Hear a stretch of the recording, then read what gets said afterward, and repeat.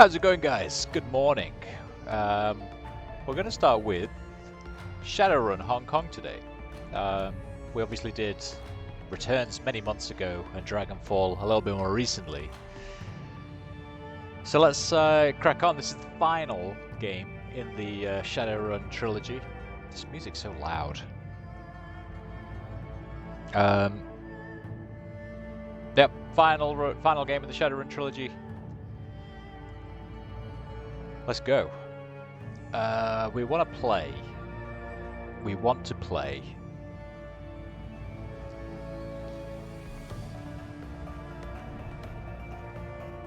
This one. Hong Kong, a stable and prosperous port of call in a sea of chaos, warfare, and political turmoil. The Hong Kong Free Enterprise Zone is a land of contradictions. It is one of the 6th world's most successful centers of business, and also one of the most dangerous sprawl sites. A land of bright lights, gleaming towers, and restless spirits, where life is cheap, and everything is for sale.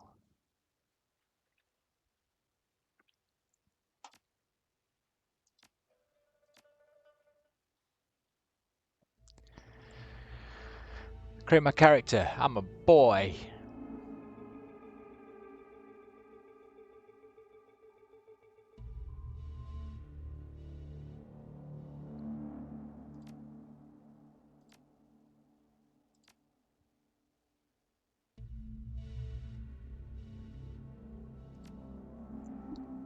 I like elves. I like elves. So I think we'll stick with elves. What do we have? Rigger, Shaman, Decker. I did enjoy playing the mage last time.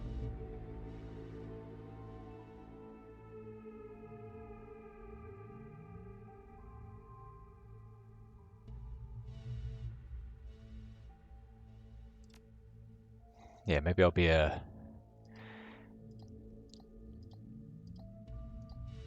Maybe I'll be a mage.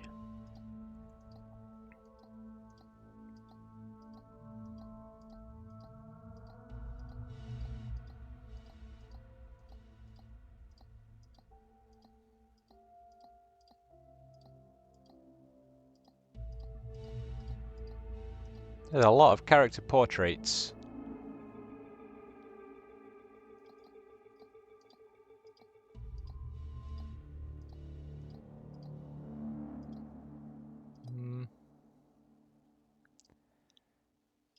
He's probably the closest so far. Oh my god. Okay, yeah. He is probably the closest to what I would choose so far. Obviously, I'm an elf, so fairly pale.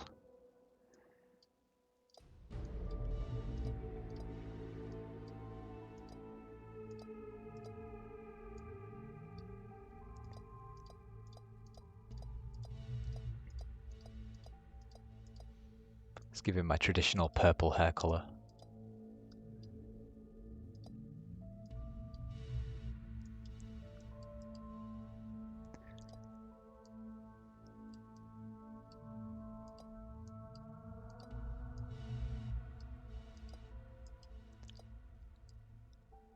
I think that's the one we had last time, isn't it?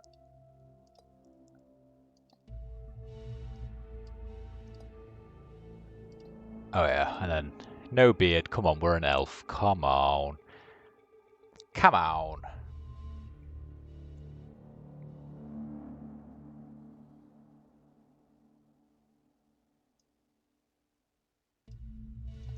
I might just give him the shadow, actually.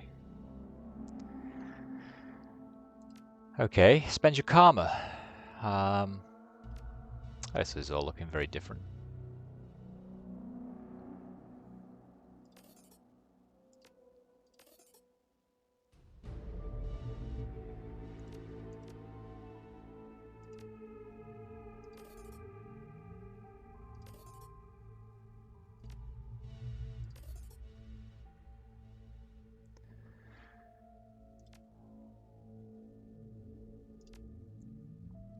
Corporate security, maybe.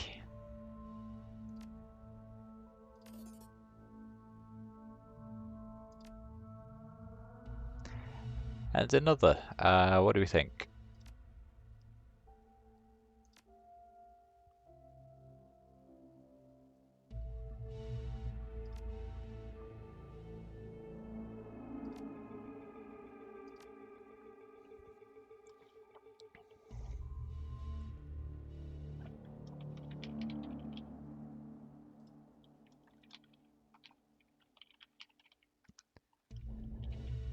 Melinda Ithril, my World of Warcraft character name.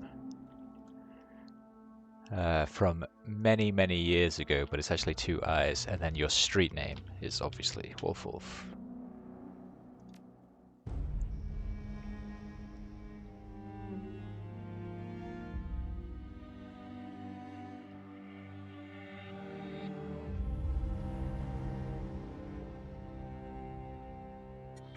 You have one new message.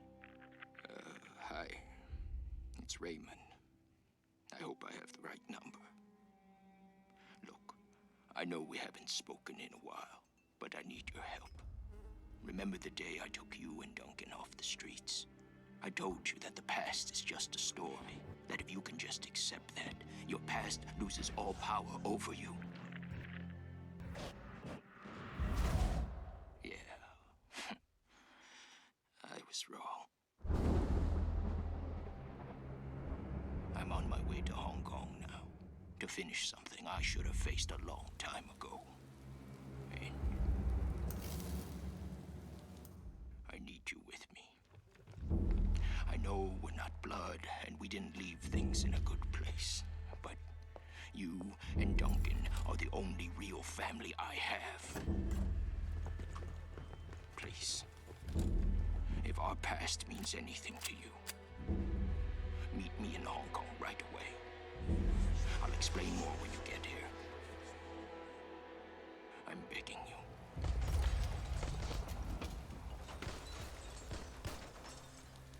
I'm almost out of time. Alright, Raymond.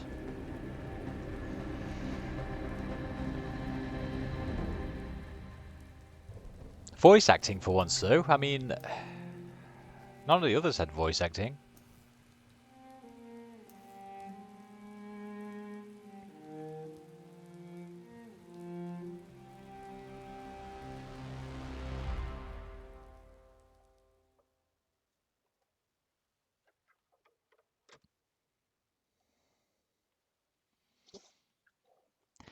Raymond Black, the old man gave you a home once.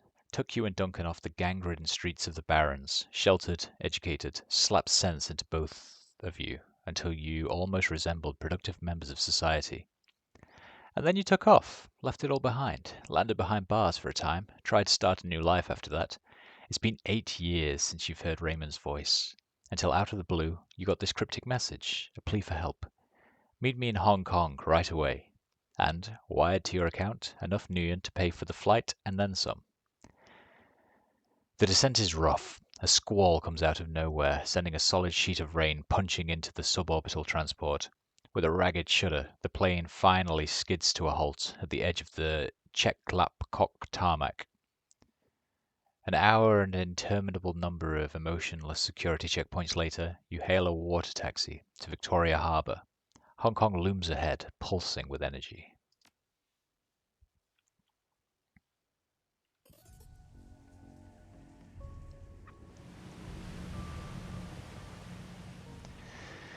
You step from the churning of the water taxi to the ponderous rocking of the docks, your stomach lurching at the transition.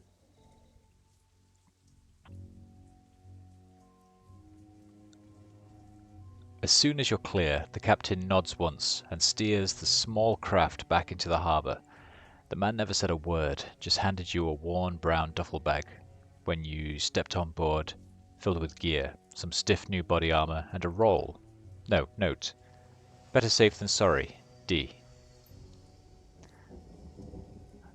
Above smog-thick clouds hang low in the sky, reflecting the light of the city in a nauseating swirl. The wind changes direction more than once, creating a heady stew of aromas, diesel, sea salt, street food and filth. It's all you can do to keep your in-flight meal where it belongs. Oh, bear with me 1 second, guys.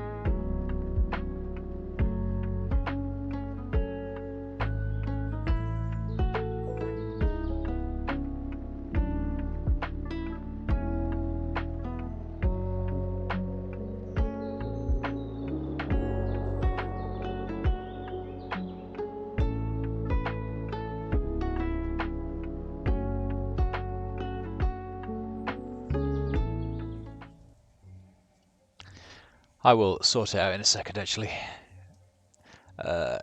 Two figures stand waiting in the dim light of the pier. The first is an orc, lean, with in-your-face muscles and a jaw made to break fists.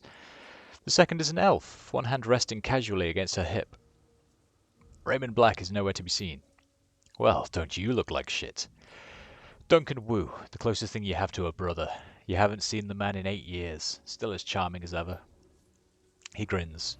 Green's not really your colour, Mel. Doesn't go with that nice new armour I got you. As you open your mouth to respond, something shifts alarmingly in your stomach, a liquid bubbling sensation. Tough it out. Don't know what you're talking about. Must be the harbour lights messing with you. Must be. Guess you've still got some of your old fortitude at least. Considering how much synthahol we used to put down, I'd be surprised you couldn't handle a little chop. Anyway, we've got to go find Raymond. Find Raymond? I thought he'd be here. Never showed up? He's still got that same baritone rasp. Had it since he was 12. We developed early. No, Wu developed early. Did you try him on the comm? Nah, just been walking around the dock shouting his name. He says it as a joke, but there's a note of concern in his voice. I've been trying him for the last hour. No idea. You worried? Yeah, I'm worried, Wu rubs his head. He's an old man, and he's out there alone somewhere.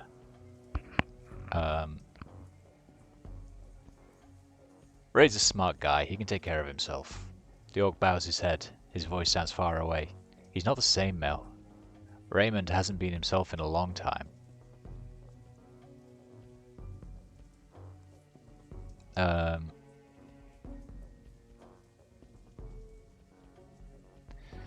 How so? He's been restless, staying in his studies, inside his own head a lot, and he barely sleeps anymore. I've been worried about him, but I haven't figured out what to do about it. He looks up at you and shrugs. And I didn't have a brother to turn to. Hell, wasn't too sure you were even alive still. Until Raymond managed to track down your number. The woman standing behind him breaks in. We should get going, Duncan. Head back to the meeting point in case your dad shows up. Copy that, Sarge. They're wearing Lone Star body armor. Looks like Duncan Wu's gone private police. Sarge? The woman taps her chest with an armored finger. Carter, Seattle Lone Star. I'm Duncan's partner. And superior officer. She grins. I tell him... I let him carry my coffee for me sometimes. Write my parking tickets, that kind of thing. I figured I could use some backup. Didn't know what Ray had got himself into, and I wasn't sure you were going to show up. It's a tossed-off remark, but there's an undercurrent of resentment in it. You got something you want to say? Nope. He shakes his head. Hey, look, I'm glad you're here, Mel. Seriously. But I'm going to need some time to get used to having you around again. Been a while since I heard from you, know what I mean? Memories of sleepless nights in lockup flash by, wondering if you'd see Duncan or Raymond again, wondering if you even wanted to. And then, stepping out into the daylight, suddenly free, the fallout of some obscure corporate restructuring, a few $100 million worth of apology from your former jailers, and a decision to start a new life, to leave the past behind, all of it, until now. I know I've been out of touch. Wu stares at you, his goggles reflecting the harbor lights. You could say that, yeah. He scans the waterfront, frowning. Let's just find Raymond. He was supposed to meet us in the plaza on the other side of this pier. The sooner we find him, the sooner you all can have a big happy family reunion over dinner. And the sooner I can find a place to get a drink around here. Damn right. Ahead of you, Hong Kong rises serpent-like from the sea. Government and megacorp coiled together, writhing in their basket of institutionalized corruption. No one can tell where the snake's body ends and its tail begins. That's what Raymond used to say. Duncan turns and starts down the pier. Carter follows.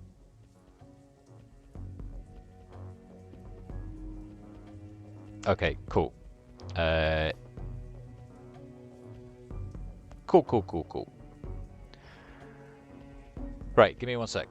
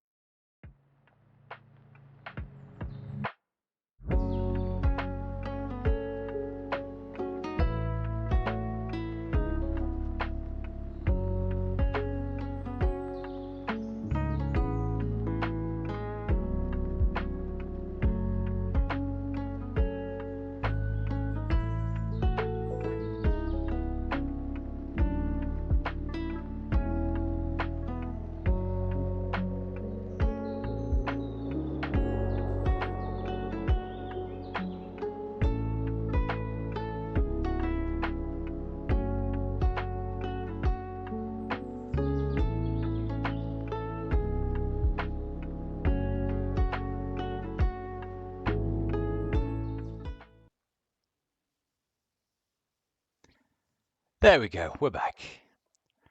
Hey bro, how are you this morning? This fine morning, if you're still here. I didn't see your message. I don't know how it is yet. I've just started. This is the third in a trilogy though. But they're fun. Yeah, similar to Baldur's Gate, sort of CRPG style. But this is cyberpunk, you know. It's set in the future.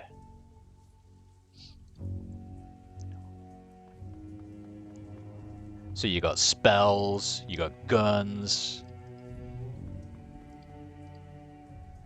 Fresh construction is expanding the harbour out into the water. Corporate interests can afford to create new streets.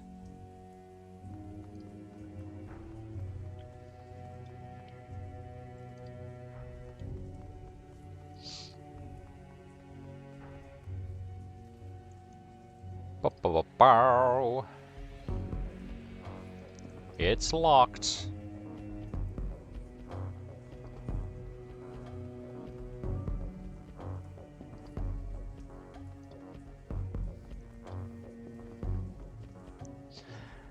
The guard shack at the end of the pier is dark and empty. Duncan gives the gate a push, but it doesn't budge.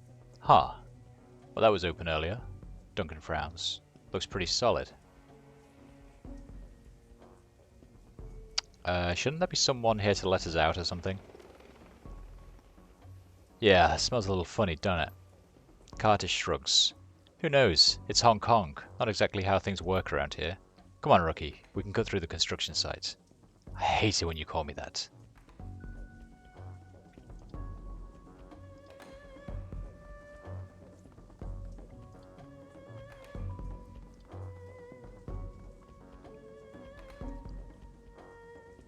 The gate is locked, but the nearby control panel appears accessible. Carter pulls it open with a metallic screech that pierces your skull, sending a new wave of pain down your churning stomach.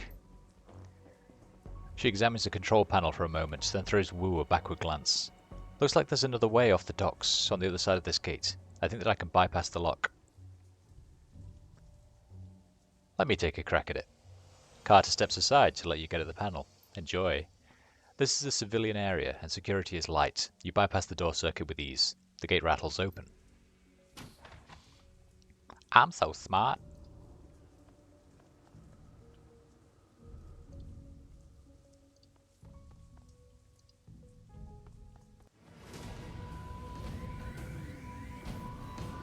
Oh no, shouting in Cantonese. More Cantonese.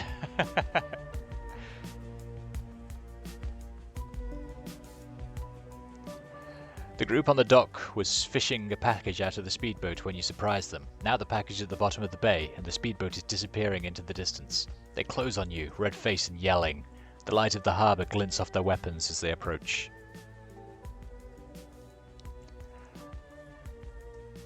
Yeah, Anthony, I finished Sherlock Holmes yesterday, actually. That was actually really fun. I was not expecting it, to be honest. It was a free game on Epic or Amazon, one of the two. And I just thought, I'll give it a try, you know, a bit of a puzzle type game. It was really, really, really a lot of fun. And then non-streaming, I finally got around to playing Mass Effect Andromeda. Which is okay. It's fun. I'm enjoying it. I can understand why people were so, concerned by the game, let's say. I think my biggest annoyance with Mass Effect Andromeda is obviously the whole point is you go to a completely new galaxy. The amount of cool and interesting things they could have done there was insane, and they decided that all of the races were going to be 2 arms, 2 legs, anthropomorphic, you know. You might as well have just still had it in the Milky Way. The leader shouts something in Cantonese, but it's too fast to make out. You're rusty. It's been years since Raymond's house, and the language lessons that wouldn't end. The old man never spoke anything but his native language at home. Wu speaks with authority. His Cantonese is as solid as ever. He never let it drop. You guys doing some late night fishing? The smuggler smiles. Oh yeah, we're fishing for assholes. Wu points at their weapons. you're going to need to some better bait. All you're going to catch with that is trouble.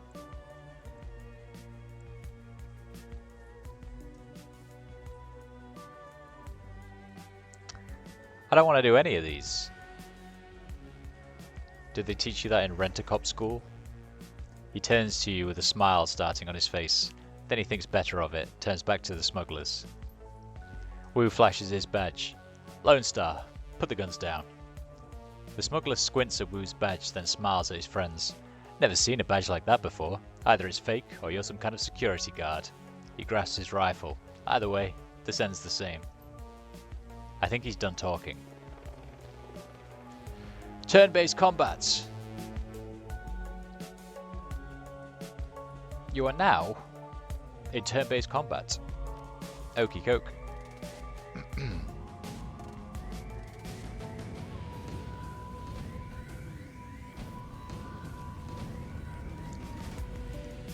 I am going to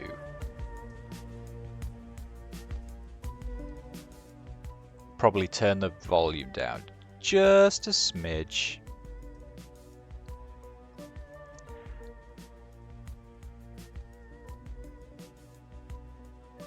Oh, the new Dragon Age game. Yeah, I really want to play that.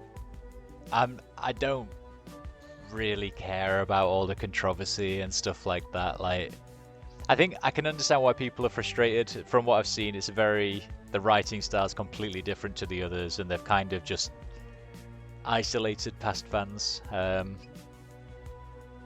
it is what it is, isn't it? Right? They're going for a new audience. But I'd still like to finish up the story. I've enjoyed all the others.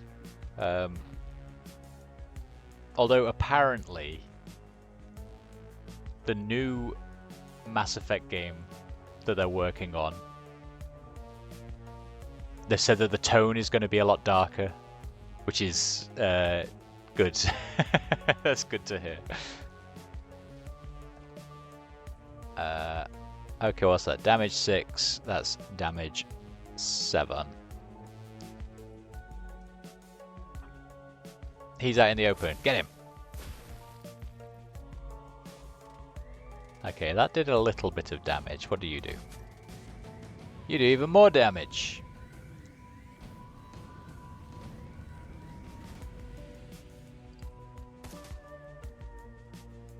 Good. Well done.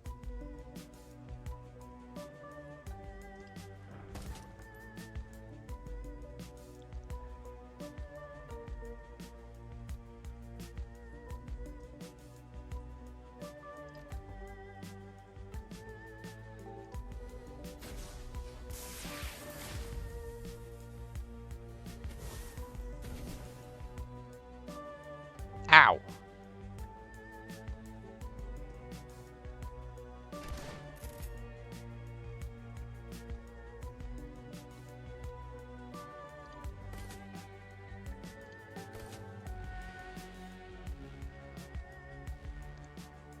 Mr. Rifle Boy, you continue.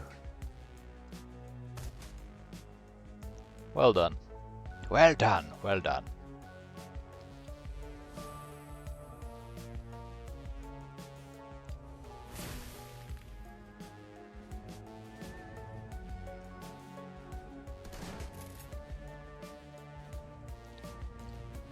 Okay.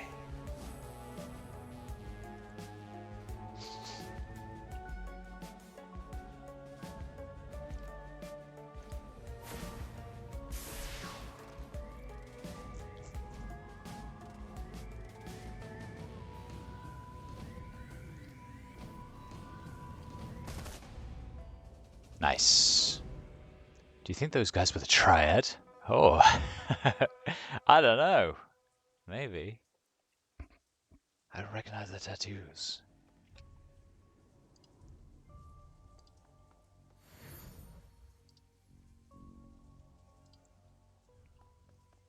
Right, what were we doing?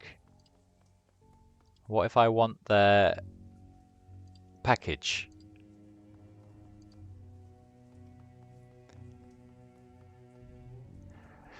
Taco, an illegal street drug made from the leaked kamikaze formula. I'll take it.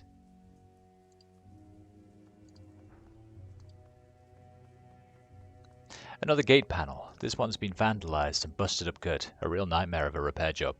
Wu stares at the fence considering. Loops and whirls of razor wire glitter in the lamplights.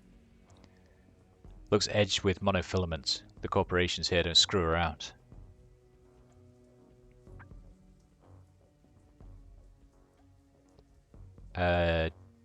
Duncan and I have hopped plenty of fences before. It'll be fine. She smirks. No, it won't. They use this kind of concertina on prison walls back in the UCAS. Goes through bone like a propeller through seafoam. Duncan nods his agreement. We aren't touching it. How about it, Carter? Think you can get the gate open? She winks at him. What do you think? It'll take me a few minutes, though. Frowning, she leans in to get a closer look at the mangled fuse box. A few seconds later, she starts pulling wires and yanking fuses, a look of intense concentration on her face. She's competent. In Cantonese, Mel. He sounds like Raymond when he does that.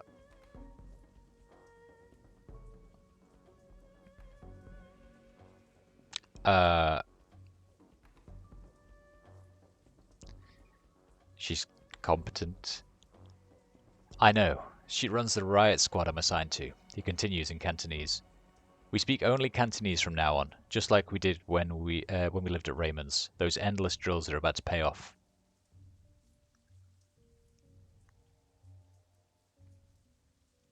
It's coming back, won't be a problem. He nods once, satisfied, then turns his back on and scans the horizon. At least you can still handle yourself in a fight. So you're Lone Star now, huh? His back's still to you. That's right. Aren't you wondering what I've been up to for the last 8 years? Still giving you his back. Nope. The silence between you gets louder, heavier. Then it's broken by a sudden wailing screech. Wu's hand goes to his holster. The screech is replaced by the sound of grinding wheels. Glancing over to the console, you see Carter grinning back at you. Got it.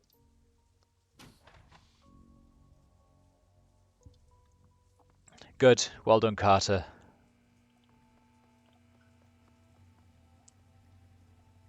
The light from the nearby vendor stall stabs into your eyes, triggering a throbbing ache in the back of your skull. You stop short, squinting as rough voices drift on the wind. Where's everyone else? Where's the damn shipment? Haven't seen them yet. We just got here. The voice becomes irritated. Long ways, probably waiting for us, so we can haul it out of the boat for him. That lazy bastard. Let's just hang out here. Let him find us. Carter keeps her voice low. Looks like we're on a stroll through Smuggler Central. Those gangers don't know we're here. We could probably just slip past. Or we could clip them. They're already looking for us. Might be better to take them out now, while we've got the element of surprise on our side. While unaware hostiles are on screen, press the unholster button to enter turn-based combat mode.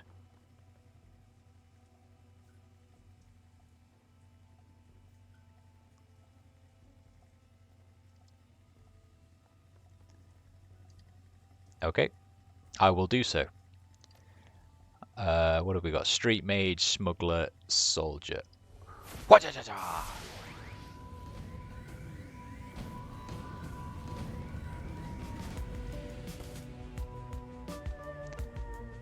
Damn it. I was so close.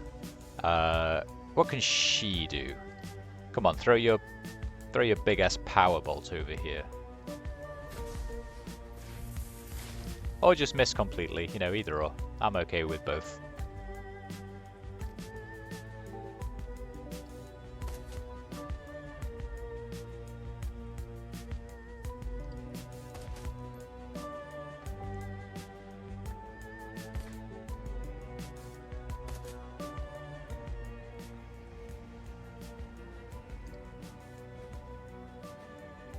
Right, they got themselves into cover now. Well done, everybody.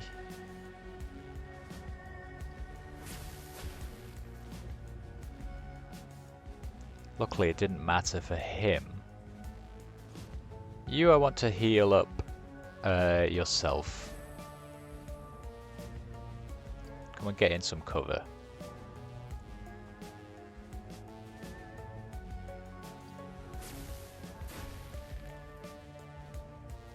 1 damage. That's what I like to see.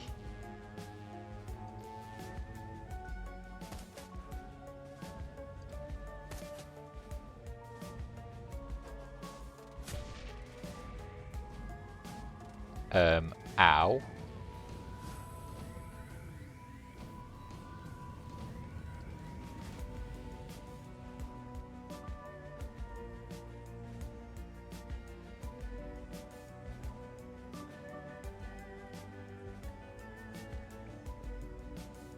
Do you know what? Yeah, fuck you. Let's just run.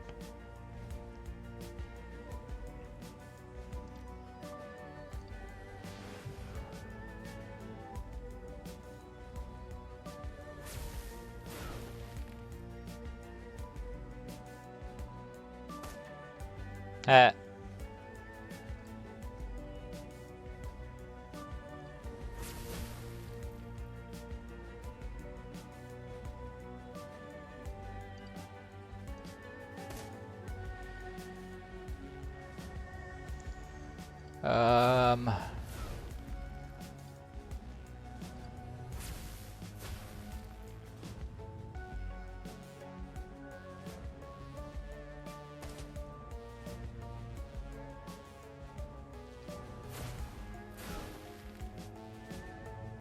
Missed at 99%.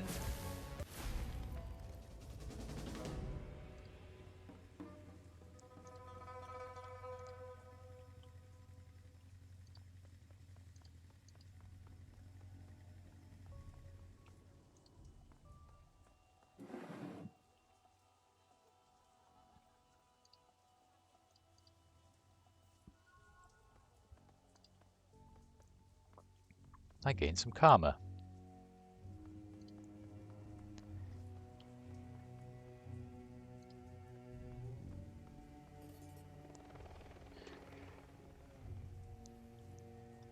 Why, oh why,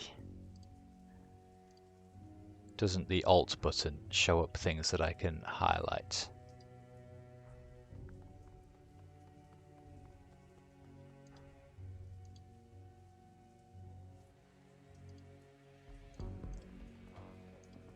Right, where the fuck am I? Right, I think that might be a glitch with the game. I'm going to do a quick save.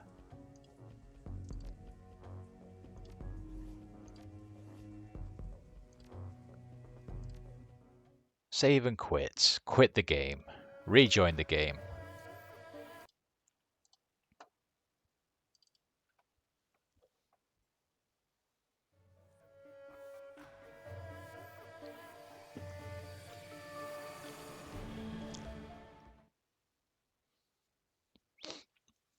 Bum bum bum bum bum bum bum bum bum bum bum bum bum bum bum bum.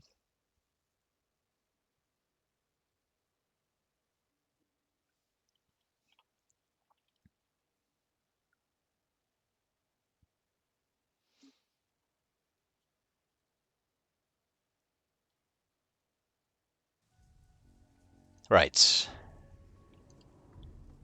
Let's see whether this is any better. Because now my Alt key should start showing me things I can pick up and whatnot.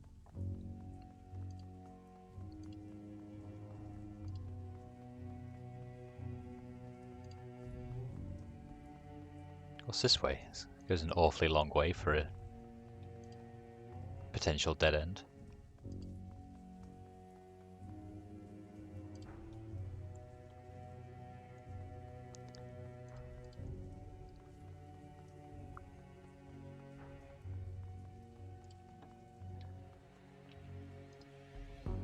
Okay. Nada, nil pois.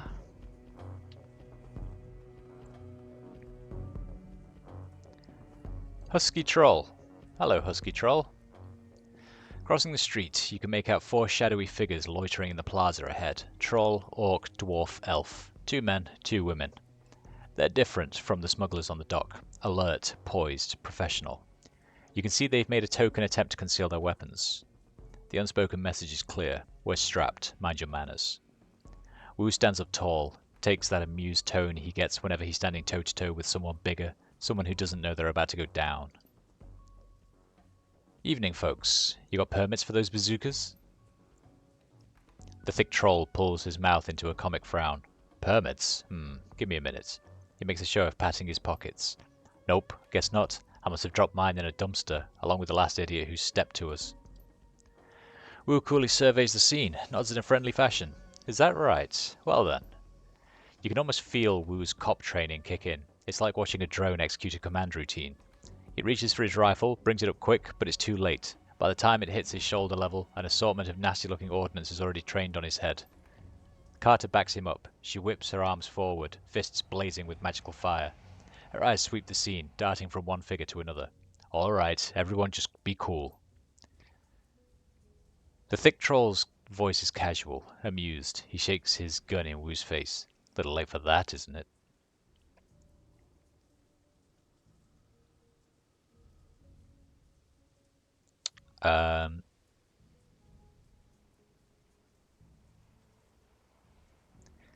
Raise your weapon too? Nah, it's never too late to be cool. The troll winks at you and gives his attention to Wu.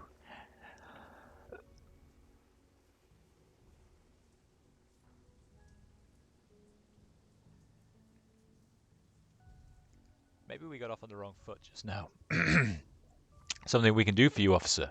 His mouth breaks into a patronizing grin. Wu's jaw tightens, but his tone stays cool and controlled. I'm dying, apparently. I'm looking for an old man, Raymond Black. We were supposed to meet him here. You know him?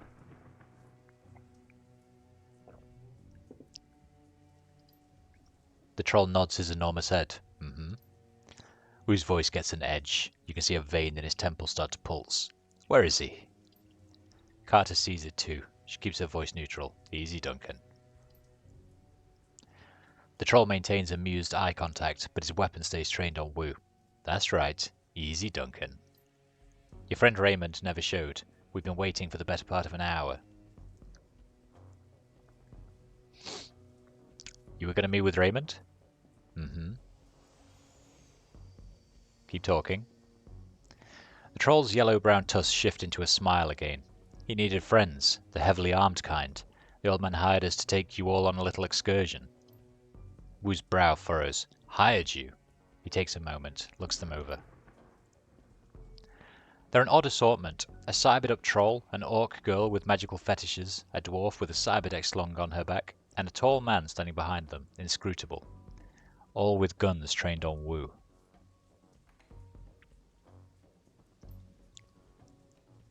Understanding spreads across Wu's face. His jaw tightens. You're Shadowrunners. The troll nods. Wu's shoulders creep up. His stance tightens. This is bullshit. Raymond would never hire Shadowrunners. They're criminals. The troll corrects him. Mercenary operatives. The dwarf cuts in. His voice is soft but strong. Criminal mercenary operatives. So yeah, you were right. Your buddy Raymond was associating with a bunch of hardened criminals. The troll tosses Wu a sideways smile while staring down the barrel of his gun. Sorry to burst your bubble, Lone Star. Guess you didn't know the old man as well as you thought, huh? Wu tries to shake it off, but he's struggling to process the information. You can feel the heat coming off him. The runners sense it too, and they're tense up tight. They're keyed on Duncan, but their guns are big. The look on their face makes it clear. One wrong bead of sweat and Wu's going down in a red mist cloud. Carter remains completely still. Her voice is level, moderate. She's done this before. Let's all stay focused. No need for this to get ugly. She speaks quietly to Wu, who listens without turning, his focus squarely on the troll. We need to find Raymond. These are the people who can help us do that.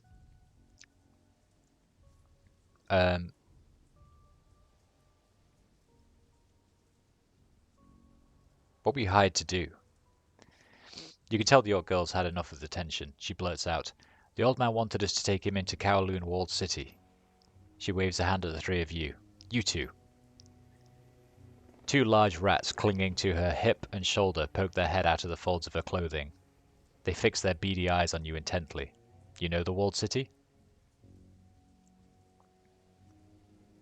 Slum, right? I've heard of it. The girl sneers, rolling her eyes. It's a shithole. the worst slum in the Eastern Hemisphere. Memories of growing up in the Redmond Barrens flashes through your mind. We get it, it's a real bad place. Now why would a little old man pay you to take him there? The dwarf standing next to her nods and jumps in. Wouldn't say. He mumbled a lot too, just kept rambling on and on about how he had to get in.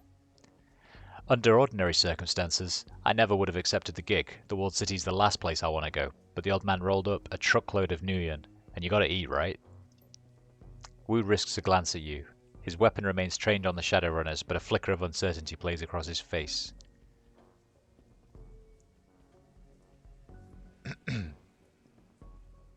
Interesting story. Seems like a good time to ramp down the threat of violence, don't you think? The troll flashes you a smile that's all tusks and no warmth. Okay, gang. I'll tell you what. He looks at his team as he slowly starts to lower his weapon. We're all gonna put our guns down. What the shit? Carter!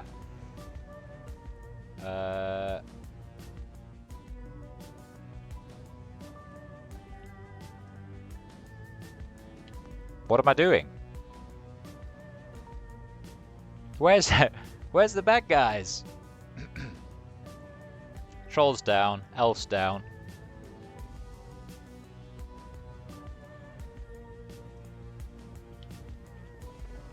Okay. Oh, there was an objective to take cover. Lol. The sound of high-caliber rifle shots hangs in the air, and the red dots of laser sights sweep the area. Carter, the troll, and the silent elf lie dead in widening pools of blood, their heads broken open like melons dropping from a 4-story building. The old girl screams from cover. Nightjar! Nightjar! Come on, big man, talk to me. Gut shot? No. No. She turns to the dwarf, her eyes wild with fear. Oh shit, this isn't good. Officer on megaphone. A voice blares out from a loudspeaker. This is the police. Lay down your weapons, put your hands behind your head, and come out where we can see you. Duncan Wu, Melindir Aethril, come out where we can see you. You have 3 seconds. Duncan crouches behind cover, his gaze locked on Carter's corpse. His voice comes out in a hoarse roar. Stand down, damn it! I'm law enforcement. Lone Star. He's driven deeper into cover by a hail of gunfire. The dwarf shakes her head at him. Her voice is flat. Save your breath. They won't listen. Use your eyes. These bastards aren't here to make arrests. A sniper shot hits the wall next to her head, showering her an explosion of plaster. Stay down. Duncan, are you hurt? Everyone pipe down. Just give me a minute. The rat girl stares at the ground intently, as if listening. Then her brow furrows, her eyes go beady, and her nose wrinkles up. She begins to sway back and forth, her lips moving soundlessly. She snaps out of her trance. Okay, I've got a way out. It's at the end of the street. Everyone come with me. Everyone? We don't need the rent-a-cops, Gobbet. We're the only ones. The little orc whips her head towards a friend. Their extra firepower is... I got us an exit, but we're gonna have to get past the heat, and we can't shoot our way out of this on our own. If nothing else, they can soak up a few rounds for us. She turns to you, her pupils pinpricks of intensity. Just stick to cover and keep close. There's a door down the street that leads to a back alley. That's our exit point. You fall behind, you get left behind.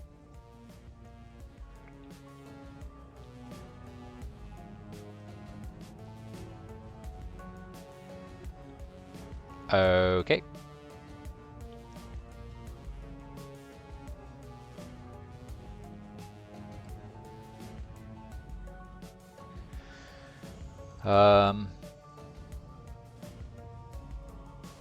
What are you? Light cover, heavy cover.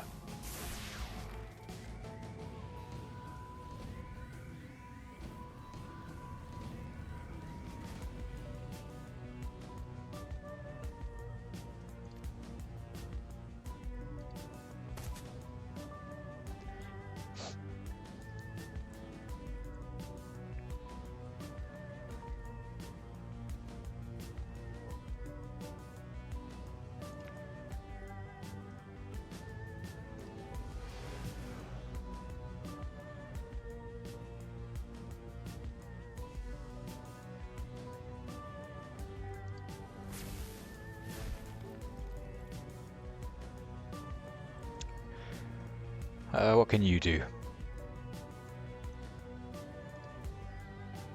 mini grenade launcher.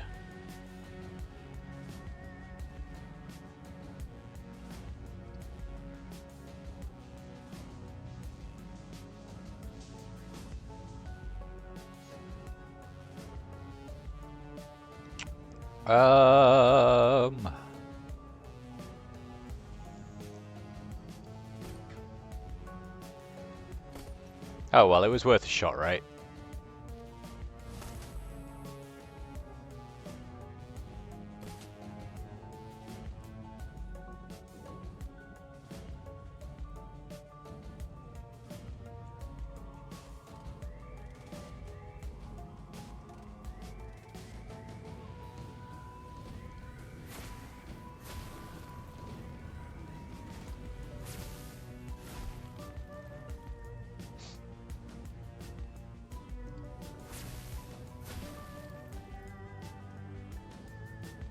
Damn it.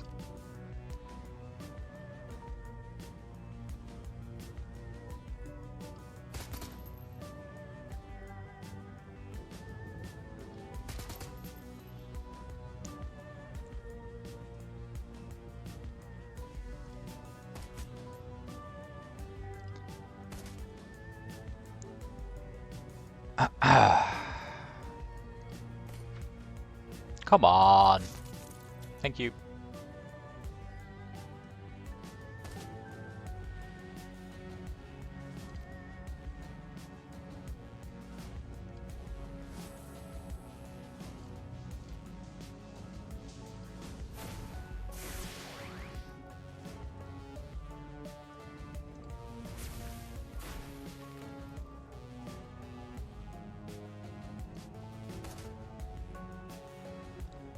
Right, let's get them all down.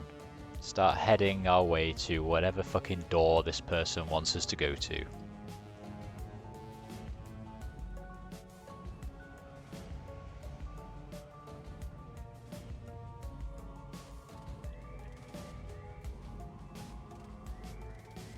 Oh good, more enemies.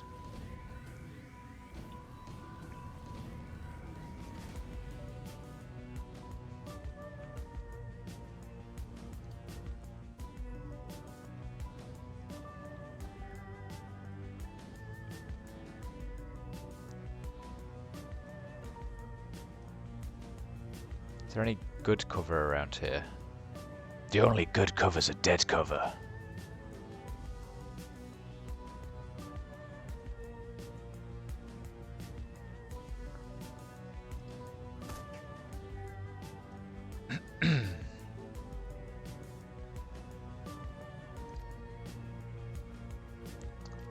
Can't reach just yet.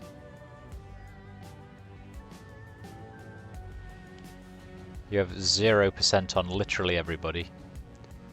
In which case, you can haste him back up.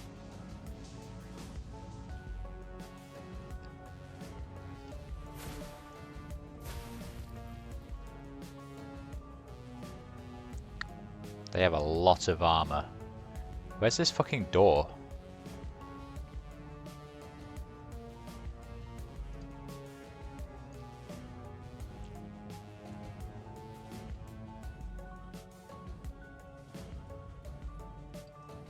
Can she access this? It might be possible to use a network connection on this police motorcycle to do some damage to their local network.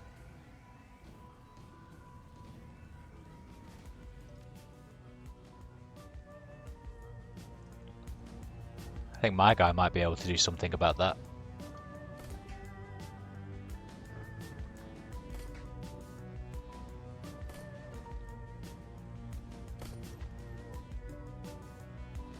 Let's see if I can. Yes, send a remote command to override the police drones will now ignore previous orders and fire on their masters. What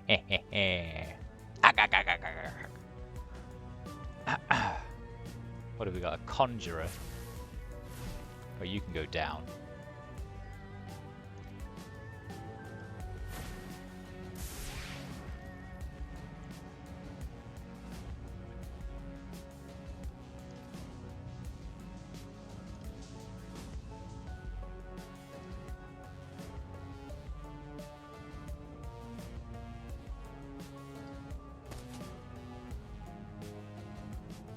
Gobbet. What do you do, Gobbet?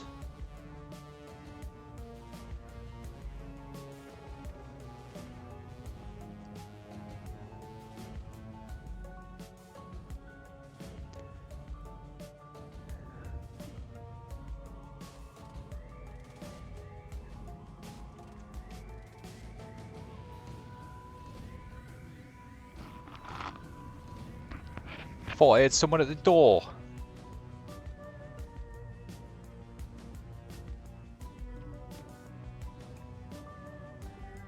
I did hear someone at the door. Give me 1 second.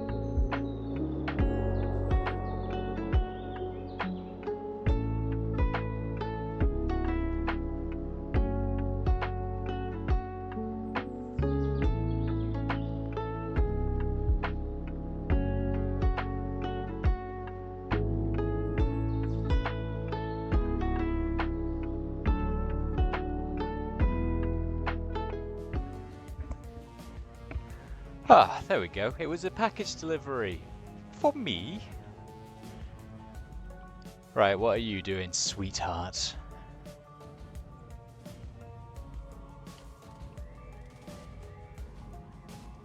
I guess you can run a little bit closer.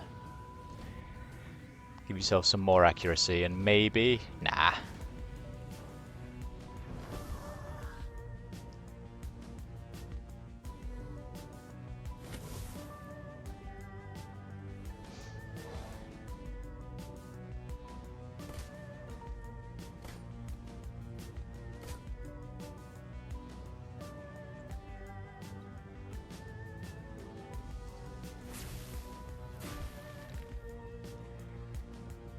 Three damage.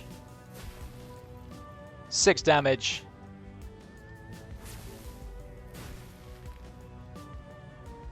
He's so dead.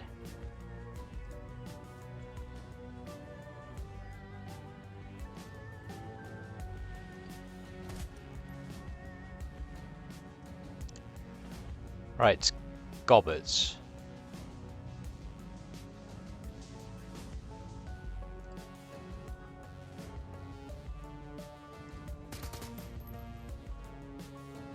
Can these guys hit anybody or anything? Who knows? Who knows? Oh, sorry.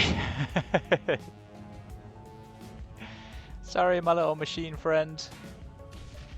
I'm just really, really bad at aiming, apparently.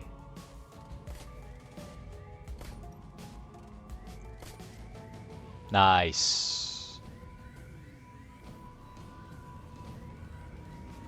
Right, let's keep going.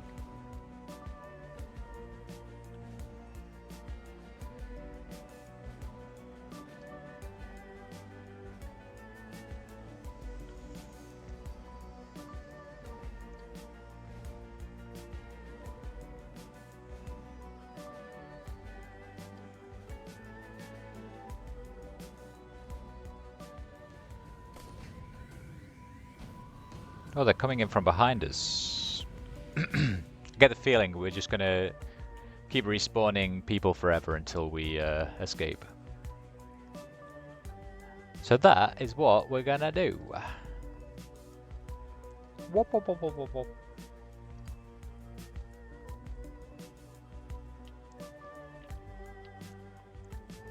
Yeah. Can't even see. Oh, hello.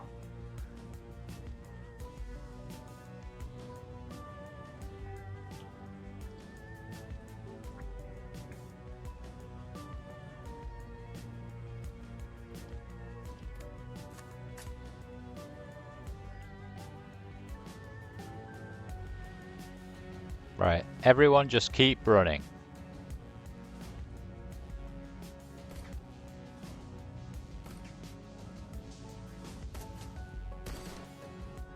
Ow!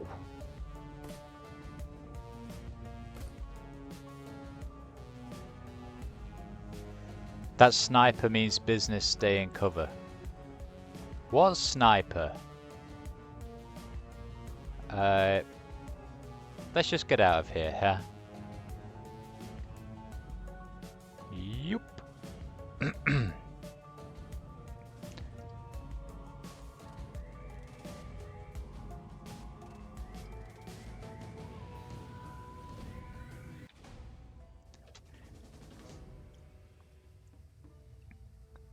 The rat shaman guides you from the doorway on the street through an eternity of winding alleys, damp sub-basements, and empty buildings. Stumbling through refuse and filth, you make your way into the sewers below Victoria Harbour. It reeks down here, but it's quiet. Gobbet stops, sniffs, and wipes her eyes with the back of her wrist. Her rat squeaks softly in the folds of her clothing. The dwarf watches her silently for a moment, then moves closer and gently takes her hand. In the dim light of the sewer, you can see they're nearly the same age, no more than 20, 21 tops. What were their names? She keeps her head down and tells it to the floor. The troll you were talking to was Nightjar. He was our friend. The elf was called Gutshot. Kind of an asshole, but I didn't need to see his head splattered everywhere like that. She inhales a cleansing breath. Nightjar was a good guy, always had our backs. Isabel's and is Zerobel's and mine. Isabel nods in agreement. Her voice is flat. Rare to find a runner that you can actually trust. She looks to her friend. Are we clear? Gobbet looks back the way you came. I think we've shaken them. She sniffs the air. Yeah, we're clear. Wu begins pacing, his boots splashing in the sewer, creating echoes down the tunnel. You can feel the tension coming off him in waves. This is bullshit. I'm done messing around in alleys and sewers. I'm done running from cops. He pokes a thumb at his chest and spits in anger. For fuck's sake, I am a cop. We noticed. There's a Lone Star Sergeant dead back there, damn it. She was... Wu starts to choke up. He struggles against it, fighting to maintain control, but he needs a minute to recover. He finally manages to pull it together, but he's raw. When he speaks again, his voice is seething and hoarse. I don't know what the hell's going on with the Hong Kong cops, but I'm calling in some Lone Star backup from home. I'm going to get some of my own people down here. Then we're going to find Raymond and figure out what the hell's going on. The little orc shrugs. Whatever you say, big guy. You have fun with that. She looks over at her friend. They both nod. Iz and I are out of here. Best of luck finding your friend. Your people died in a hail of sniper fire. You're not going to do anything about it? Of course we're going to do something about it. In fact, we're going to do two things. Run and hide. Look, we got you to safety, but now we're done with this shit. We don't intend to die for you. Wu isn't listening. You can see on his face that he's already written the orc girl off. He pulls his security-grade PDA from its holster on his left leg, raises it, and starts tapping the buttons with a meaty finger. The Lone Star logo on the back of the device looks shiny and official. He stops, confused, and then taps it again harder. The red flashing image on the PDA reflects his goggles. What the hell? I'm locked out of the network. He looks up at you. My law enforcement status has been revoked. He goes back to the screen. I don't believe it. This is saying there's an APB out on us, Mel. You and me both.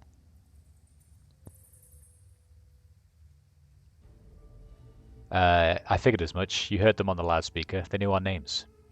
Wu glares at the wall, a storm raging across his face. Fucking hell. His hand clenches into a fist around his PDA. This just keeps getting worse. He leans forward as if to punch the wall, his knuckles rapping against it softly, a pantomime of barely contained rage. Suddenly, he turns and slings his PDA at the far wall. It hits hard, bounces back and clatters to the ground at his feet. He looks down at it, spent. The orc mouths an okay to herself, eyebrows raised. And on that note, I think it's time for us to say goodbye. Come on, Isabel, let's... She's cut off by a sudden smashing noise as her friend's boot comes crashing down on the PDA at Wu's feet. The dwarf looks down at her work, unsatisfied, then brings her boot down again and again and again, until there's nothing left but a snarl of plastic housing, broken glass, and a circuit board. She looks up at Wu, her chest heaving, and points at the pile of scrap she's created. Police issued. They can trace you through that. She turns to you, hand out. Yours too. It's on the network.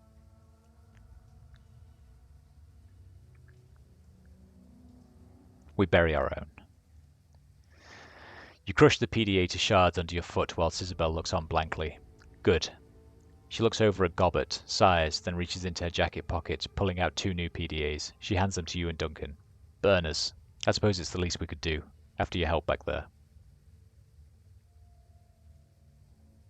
Thanks. You people always keep a supply of burners in your pocket? Runners need to be prepared for contingencies. Isn't that right, Iz? Isabel isn't listening. She's staring open-mouthed at her own PDA, its bluish glow illuminating her horrified expression. Gobbett, we gotta go. Right now. Isabel's voice is monotone but emphatic. She holds up her PDA to show a friend. They're after us too. Her screen displays a local newscast. Your own face stares back at you from the upper left corner of the screen. And in breaking news, just under an hour ago, Hong Kong port authorities were involved in a firefight with members of a terrorist cell linked to the mainland city-state of Henan. The battle left 3 terrorists dead, along with an unconfirmed number of Hong Kong police officers. Your image winks out, replaced by a scowling image of Duncan Wu, a mugshot from a long time ago, before Raymond. Our sources report that Seattle native Duncan Wu and Mailandir Athril, along with their Hong Kong-based accomplices, are still at large.